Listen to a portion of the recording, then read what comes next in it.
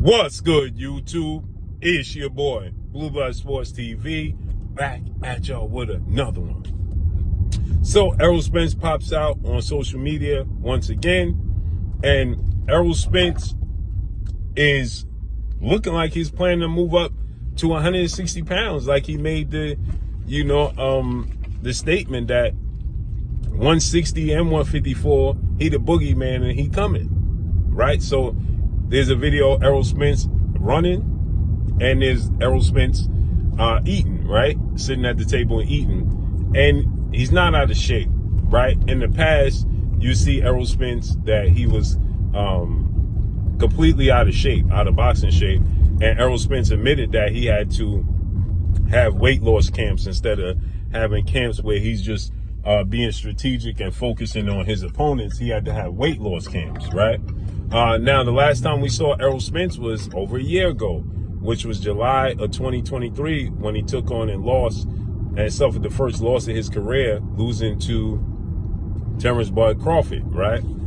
Since then, we have not seen Errol Spence. So it's been over a year, and there's speculations, there's rumors, there's, a lot of different reports when we're going to see him back. He was supposed to fight Sebastian Fundora, but it looked like Sebastian Fundora is going to go in a different direction. So with that said, what are we going to see next from Errol Spence? Now, we did see Danny Garcia, who Errol Spence fought and beat, take on Erislandy Lara and lost. He got knocked out and stopped by Erislandy Lara, right?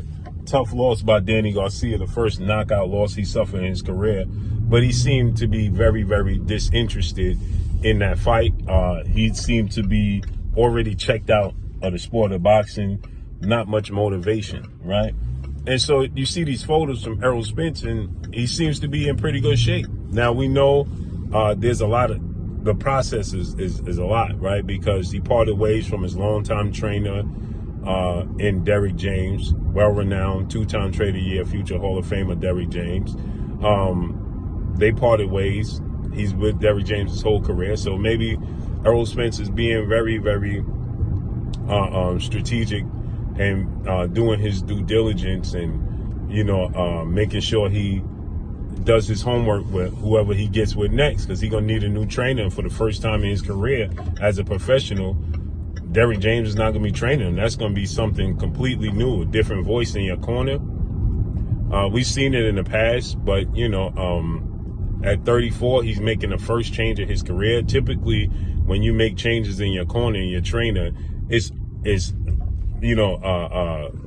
maybe mid 20s to early 30s, but he's 34, right? So this is different, and he suffered some major injuries outside the sport of boxing, but he seems to be in pretty good shape when you look at these pictures, right? But he don't have a official trainer yet, but he seems to be in pretty good shape. We don't have an official trainer yet, but he's in good shape. Him versus Erislandy Lara at 160. Floyd made the statement that if he was training and advising Errol Spence, he would have Errol Spence fight at 160. He's a big dude. And Errol Spence seems to come around to that idea and warm up to the idea and said that 160 and 154 got to be on notice because he the boogeyman. Him versus Erislandy Lara, I love that fight. You know what I'm saying, for Errol Spence, because no slight disrespect to Errol Spence, but Erislandy Lara is not, he's long in the tooth, he's 40 years old, he's still a southpaw, still can move, come from that Cuban school of boxing, and he can move around the ring, long arms in the southpaw, so that's a good fight for Errol Spence, right? Errol Spence don't do tune-ups, so that's a good fight. Sebastian Fundora, coming off the loss to Terrence Crawford the way he did, him being a southpaw, Terrence Crawford a counter puncher, athletic with a high ring IQ. That's what Erislandy Lara brings to the ring. But Sebastian Fundora, the Towering Inferno, was 6'6" with an 80-inch arm reach. That's to be with your first trainer, a new trainer for the first time, coming off of the first loss of your career in devastating fashion, and have to figure out Sebastian Fundora. That's tricky to me. Erislandy Lara, 5'9", about the same height, 74-inch arm reach, so he got slightly longer arms than Errol Spence, well, 2 inch like, you know, same arm reach Terrence Crawford, same similar intangibles. He moves around the ring, not as much as Terrence Crawford don't move as much as Lara, but Lara is susceptible to body punching, and he don't like to engage that much. Errol Spence can force the fight, and the size is, you know what I'm saying, is more comparable to Errol Spence, and then on top of that, he won't be weight drained, right? So I love this fight for Errol Spence with Erislandy Lara, and it's for a belt. This will make him a 2-division world champion, right? So not that he can't beat Sebastian Fundora, but it's you know, the trickiness with Fundora. You're gonna be with your trainer for the first time, and you gotta figure out how to close the gap with somebody's 6'6" with an 80-inch arm reach. Fundora has a 8-inch arm reach advantage over Errol Spence. He's almost a foot taller than Errol Spence. He's a southpaw, right? He fights on the inside and he can be had, but you know, he punches down. It's just tricky, right? Now Lara's tricky, is a tricky fighter, but his size is more comparable. He's a southpaw that moves, but it's just the matchup. I like the matchup better.